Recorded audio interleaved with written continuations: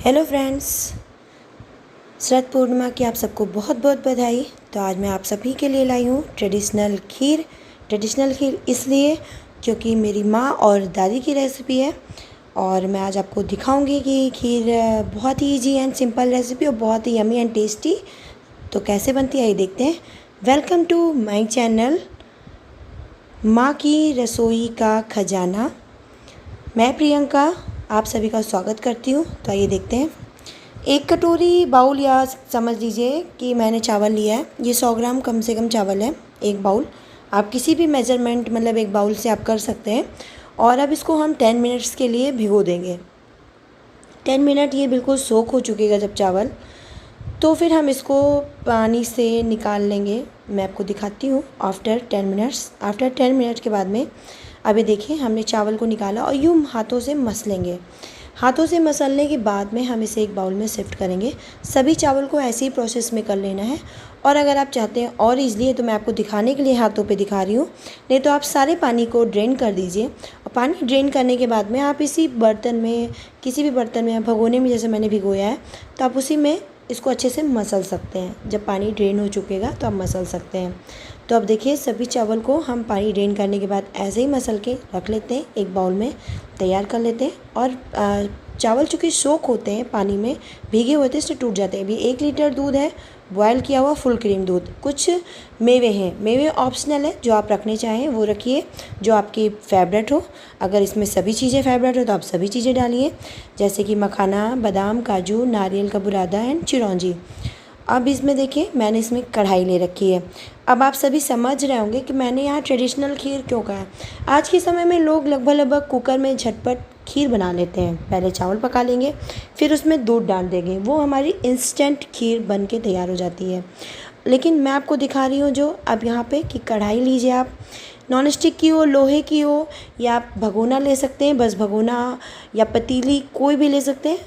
But आपका ये होना चाहिए कि वो भारी तली का होना चाहिए, जिसमें आपके चावल चिपके ना। तो चूँकि कच्चे चावल डालने के बाद में दूध हमारा पहले से बॉयल था, गरम है तुरंत, और उसी में हमें चावल डाला, तो लगातार कंटिन्यू मुझे चलाते रहना है, बिल्कुल नॉन स्टॉप चलाना है, हाथ कहीं भी नहीं रोकना है। वरना जो सोक्ड चावल होते हैं ऊपर से जो टूटे हुए होते हैं वो लगने लगते हैं तली में जा कर के। अब हम इसमें 1/2 टीस्पून घी डाल देंगे। घी डालने से क्या होगा कि हमारी खीर का जो स्वाद है ना वो बहुत ही यमी और टेस्टी बन जाएगा। मैंने आपको पिछली बार शरद पूर्णिमा के दिन में आपको दिखाया था मटका दिया बादाम फिरनी, जो कि बादाम, सिर्फ बादाम, उसमें ड्राई फ्रूट्स मैंने डाले थे। और दिया में मैंने वो फिरनी जमाई थी। फिरनी वो होता है जो चावल से पीस के बनता है। तो उसकी लिंक भी मैं डिस्क्रिप्शन बॉक्स में इसमें डाल दूँगी, आप चाहें तो वो भी देख सकते हैं। तो वो शरद पूर्णिमा के दिन मैंने बनाई थी। अभी देखिए बिल्कुल इसको कंटिन्यू चलाते हैं। आज मैं आपको खीर दिखा रही हूँ क्योंकि अभी तक मैंने आपको खीर नहीं दिखाया है, नॉर्मल खीर नहीं दिखाया है, मैंगो खीर भी दिखाया है और लौकी की खीर, एप्पल की खीर सब दिखाया, बट ये खीर नहीं दिखाई थी। मैं आपको खीर दिखा रही हूँ जो कि बहुत ही यमी और बहुत ही टेस्टी। गैस फ्लेम हम स्लो पे ही रखेंगे। अब हमारे चावल लगभग जो कच्चेपन पे थोड़े थे वो पक चुके हैं, तो अब इन्हें चिपकने का कोई डर नहीं है। तो हम इन्हें ढक देंगे और ढकने के बाद हर 2-3 मिनट पे हम इसे चलाते रहेंगे कंटिन्यूअस। ये प्रोसेस करते करते हमें 10 मिनट पूरी तरह से जाने वाला है, क्योंकि जो हमारा दूध है वो बिल्कुल चावल को, जो चावल है हमारे वो सोख कर लेगा बिल्कुल मिल्क को। और यहाँ हमारी जो खीर बनेगी वो बिल्कुल गाढ़ी। तब जब आपके माउथ में जब वो चावल की खीर मतलब जाएगी तो बहुत ही यमी एंड टेस्टी होगा। फ्लेवर मिल्क का आएगा, क्या कहते हैं, खोए का टेस्ट देगा। तो अब हम यहाँ मैं ड्राई फ्रूट्स डाल रही हूँ, सिर्फ चिरौंजी और बादाम को बचा के थोड़ा सा, और बाकी सभी ड्राई फ्रूट्स को आप यहाँ डाल दीजिए। बादाम है और काजू है, चिरौंजी है, मखाना है, नारियल का बुरादा है, सब डाल दीजिए। सिर्फ थोड़े से ड्राई फ्रूट्स में आप चिरौंजी और थोड़े से आप बादाम रख लीजिए डेकोरेटिंग के लिए। ओके, तो अब ये समझिए कि उसके बाद में अब हम ड्राई फ्रूट्स डालने के बाद में इसको अच्छे से चला देंगे, और चलाने के बाद फिर हम इसे ढक देंगे। ढकने के फिर 2-3 मिनट बाद हम इसको कंटिन्यू देखते रहेंगे बीच बीच में। अभी हमारे चावल में थोड़ी सी कसर है पकने में, तो हम अभी इसको थोड़ा सा ढक देते हैं, जिससे अभी मेवे हम लोगों ने इसलिए ऐड कर दिए ताकि मेवे भी हमारे साथ साथ में पकते जाएंगे। देखिए थोड़े से बादाम और थोड़े से चिरौंजी हमने निकाल दिया गार्निश के लिए। अब फिर 2-3 मिनट बाद हम इसको चलाते हैं अच्छे से। अब आप देख सकते हैं कि चावल में लगभग मिल्क सोक हो चुका है और अब है लगभग हमारी खीर की जो कंसिस्टेंसी होती है वो तैयार हो चुकी है। थोड़ा सा इसमें और प्रोसेस बचा है, बस थोड़ा सा। तो अब हम इसमें इलायची पाउडर डालेंगे। यहाँ मैंने 3 से 4 छोटी इलायची ली हुई है जो कि कूट लिया है।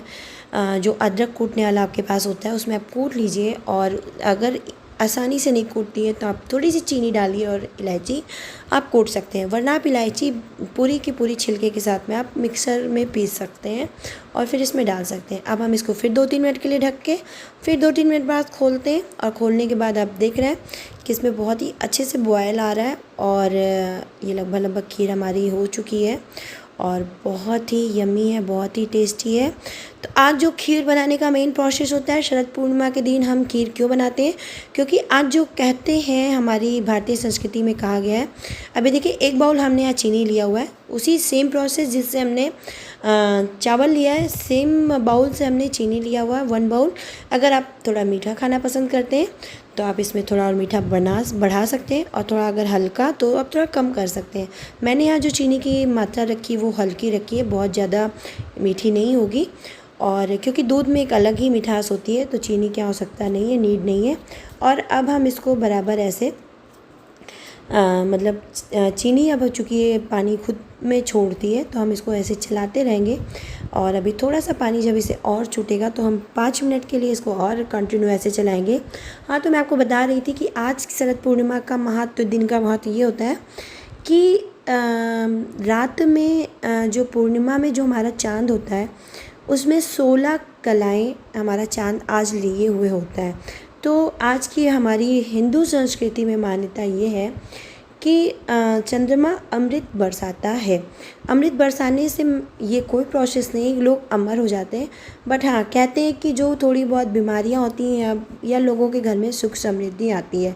तो यह एक कह लीजिए कि पुरानी परंपरा भी जो है, जो लोग इसे निभाते हैं और खीर बनाते हैं, भगवान को फिर चंद्रमा के पास रखते हैं।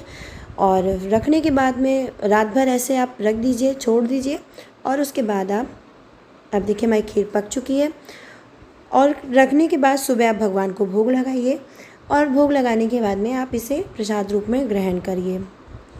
तो अभी देखिए खीर लगभग तैयार हो गई। मैंने एक बाउल में खाली कर दी है, जिस बाउल में आपको रात में रखना है, आप मटके में रखना चाहें मटके में भी रख सकते हैं। पिछली बार जो मैंने आपको मटका दिया बादाम फिरनी बताई थी, वो मैंने वैसे ही दिया, सभी दियों में सजा के रखा था, जाली से ढक के चाँद के नीचे। और अब यहाँ मैं ड्राई फ्रूट जो हमने बचाया था उससे गार्निश कर रही हूँ, और बहुत ही यम्मी एंड टेस्टी खीर बनके तैयार है।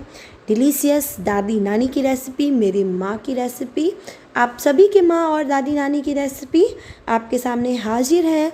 तो प्लीज़ गाइस लाइक करिए, कमेंट करिए, एंड नॉर्मल डेज में भी आप ये खीर बनाइए, एंजॉय करिए। कभी भी ओकेजन का क्या इंतज़ार करना, जब भी मन हो मीठा खाइए, बनाइए, सबको खिलाइए, घर में एंजॉय करिए। तो हैप्पी शरद पूर्णिमा, सभी को शरद पूर्णिमा की बधाई हो।